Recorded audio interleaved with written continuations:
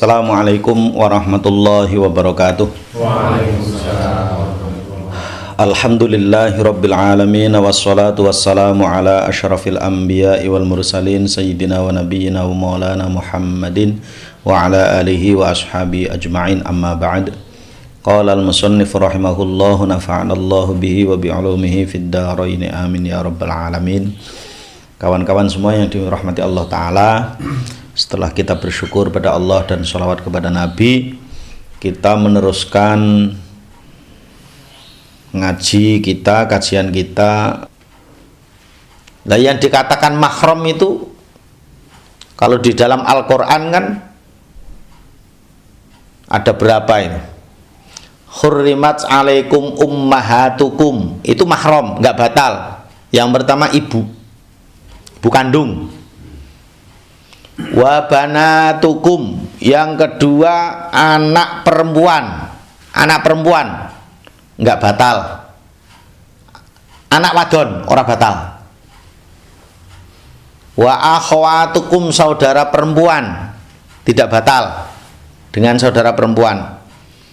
Wa ammatukum, dengan bibi utawa bude tunggale bapak, adine bapak apa mbak yune bapak, itu nggak batal karena mahram. Artinya mahram itu orang yang haram dinikahi. Wa kholatukum, bude dan bule dari pihak ibu, adine ibu atau mbak yune ibu, itu juga mahram. Wa banatul akhi, anak perempuannya saudara laki-laki, keponakan, anake kakang utawa anake adi sing wadon, maka di situ ndak batal karena memang mahram, haram dinikahi kan, keponakan. Wa banatul ukhti, anak perempuannya saudara perempuan juga keponakan, anaknya mbakyu atau anaknya adi perempuan juga keponakan, itu tidak batal juga. Wa ummahatukumul lati ardhanakum, dan ibu kalian yang menyusui kalian, artinya ibu persusuan walaupun bukan ibu kandung tapi ibu yang menyusui.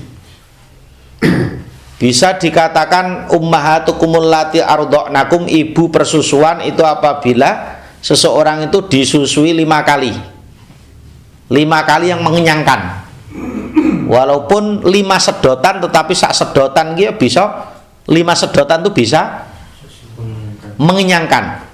Serut ya, serut kan, bayi ini kan bayi tua Mas Tino kan, serut artinya nyusune sampai nyedot ya, pol-polan. Itu termasuk sudah menjadi ibu mahram, ibu persusuan walaupun bukan ibu kandung, artinya haram dinikahi. Kemudian wa akhwatukum minar radha'ah, saudara persusuan, anaknya ibu yang menyusui, itu juga mahram. Paham ya? Anaknya ibu yang menyusui. Ada seorang bayi disusui wanita lain, tapi wanita itu punya anak juga, maka bayi yang disusui itu mahramnya anaknya. Jadi itu haram dinikahkan, haram dinikahi, tidak boleh. Wa akhwatukum minar radha'ah, itu juga mahram. Kemudian ada lagi mahram wa ummahatun nisaikum, ibu istri kalian, berarti mertua. Mertua itu juga mahram, tidak batal wudunya. Apalagi tidak ada istilah bekas mertua. Mertua itu abadi sampai kapanpun. Bahkan ketika ada orang nikah, dia itu sudah qabiltu, terus belum dikumpuli, kemudian istrinya itu tadi dicerai, maka mertuanya itu mahram abadi. Mahram abadi, tidak ada bekas mertua, tidak boleh dinikahi itu. Tidak boleh. Tapi kalau dibalik bisa.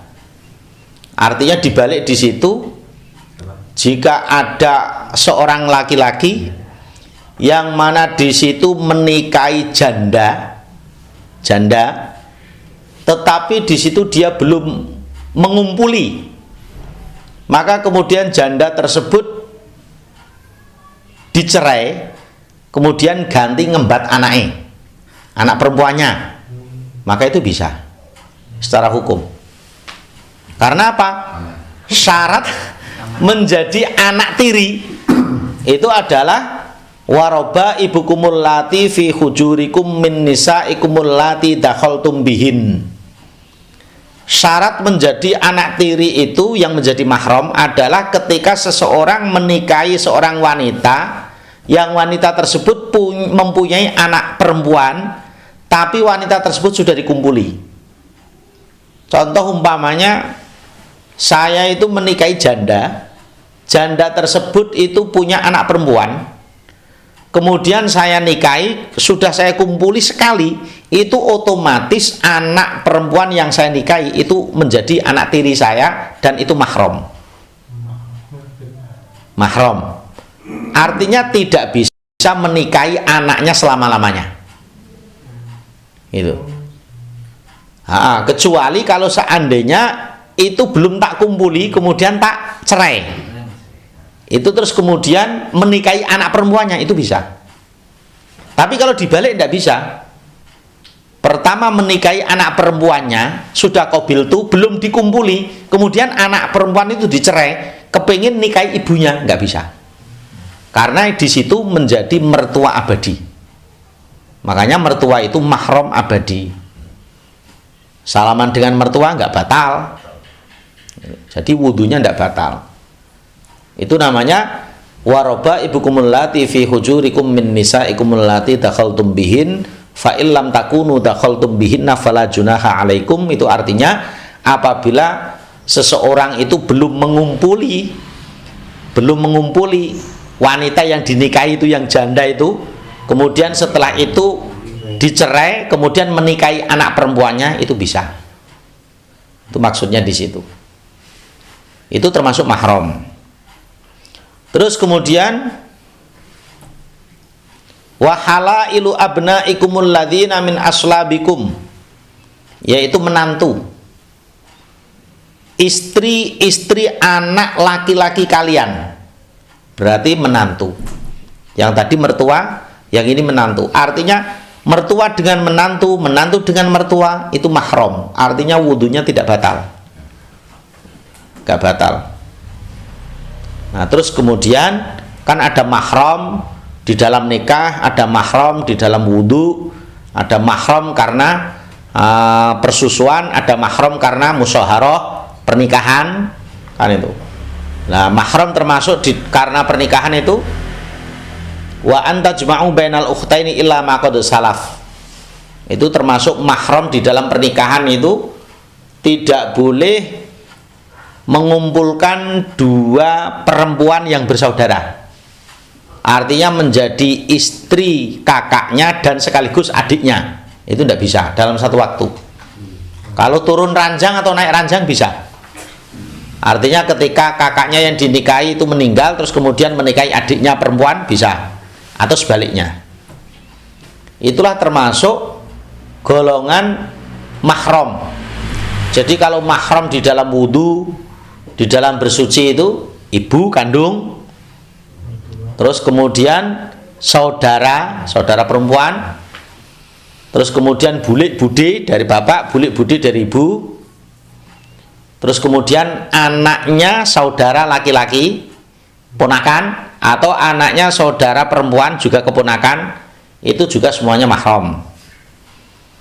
Terus kemudian ibu yang menyusui walaupun bukan kandung, itu juga mahram. Kemudian saudara persusuan, kemudian mertua, kemudian anak tiri yang ibunya sudah dikumpuli, itu termasuk semua wudhunya tidak batal. Itu maksudnya. Jadi kalau seandainya di situ suami istri gimana? Istri itu mahram apa bukan? Bukan kan? Bukan, kalau mahram tidak boleh dinikahi. Ya kan? Istri itu bukan mahram. Mahram karena pernikahan, tetapi bukan mahram nasab kan. Kalau mahram nasab kan tidak boleh dinikahi. Maka di situ kalau dalam mazhab Syafi'i suami istri itu batal. Kalau seandainya senggolan. Kalau dalam mazhabnya Imam Ahmad, Imam Hanafi nggak batal. Itu nanti dalilnya lain. Tapi di dalam mazhab Imam Syafi'i dalilnya jelas di situ ya apa? Dari ayat-ayat Quran gitu. Dari ayat-ayat Quran. Aula mastumun nisa. Artinya ketika di situ bersentuhannya kulit laki-laki perempuan yang sama besarnya dan bukan mahramnya. Maka di situ orang-orang yang menjadi mahram di dalam nikah, mahram di dalam bersuci, mahram di dalam toharoh. Dan di situ memang syaratnya tanpa ada sekat, artinya kulit langsung kulit, itu batal. Tapi kalau seandainya di situ ada sekat, kain apa semua enggak. Nah, terus kemudian termasuk kalau seandainya di situ yang bersentuhan itu rambut, itu enggak batal. Rambut atau kuku itu enggak batal. Atau gigi. Ya umpamanya jenengan kan nyuruh istrinya, "Dik meringis gini." Terus giginya jenengan gini kan, tik tik tik, itu enggak batal itu. Nak lambene batal kan itu. Maksudnya gitu. Jadi kuku, gigi dan rambut itu enggak batal. Paham ya?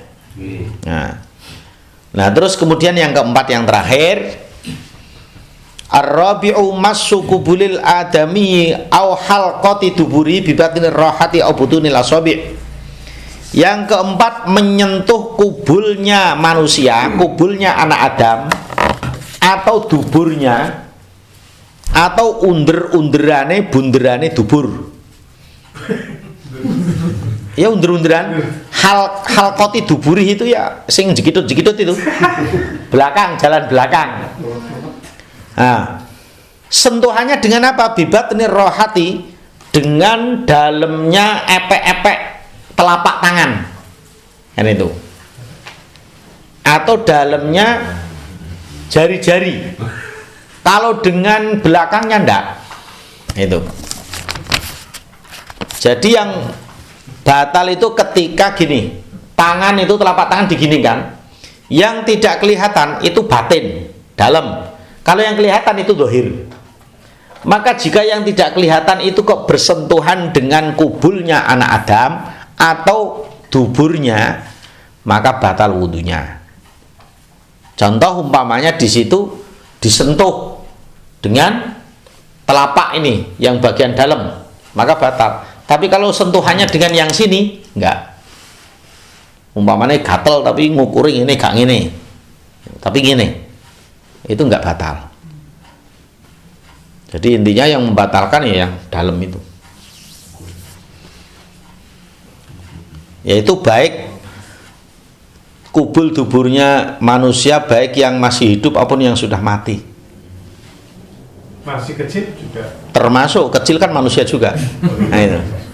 Baik besar maupun yang kecil, baik wanita maupun laki-laki, maupun perempuan maupun laki-laki, baik yang masih hidup maupun yang sudah mati.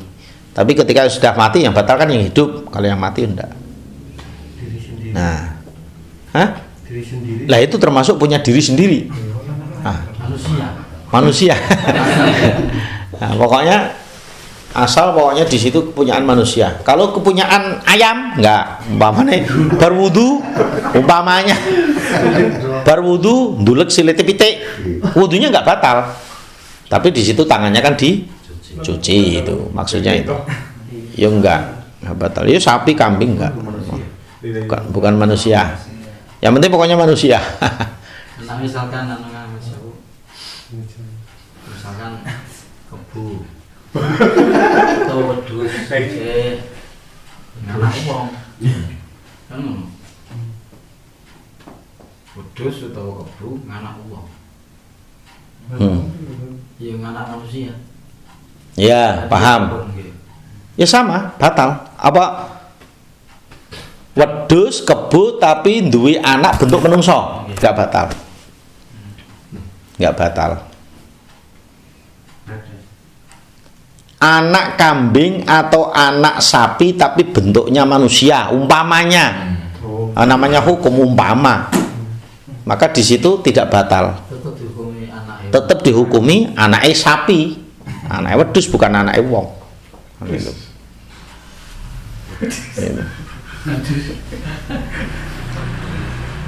Lah misalkan umpamanya tiang mimi air susu sapi, ya. Itu termasuk golongan daripada ibu susun sanes. Ya enggak kan? Ya manusia kan? Yang dimaksud di situ wa ummahatukum, kan mana ada ibu sapi kan tidak ada toh. Ibu ya manusia. Ibu persusuan itu maksudnya manusia, bukan dari hewan. Yang pilih yang sing nyusu langsung lewat sapi langsung kan pilih tanggal. Enggak. Masa ibu persusuan ini sapi kan? Kan pilih. Bukan. Kalau sing aneh-aneh mungkin kan lahir zaman lucu-lucu. Ya, ada pertanyaan? Sing apa? Sama apa? Mahram kan yang tidak boleh dinikahi ya. Nah sing yang apa? Adiknya istri adik perempuan istri itu kan mahram. Mahram dalam nikah. Itu berarti kalau udah itu berhubungan berarti enggak? Oh, batal. Kan ada mahram dalam nikah, ada mahram dalam toharoh. Oh, gitu. Mas, mikir ya.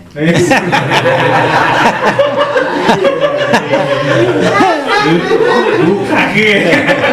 Ora mau dijelasin. Tunggu tanggal main.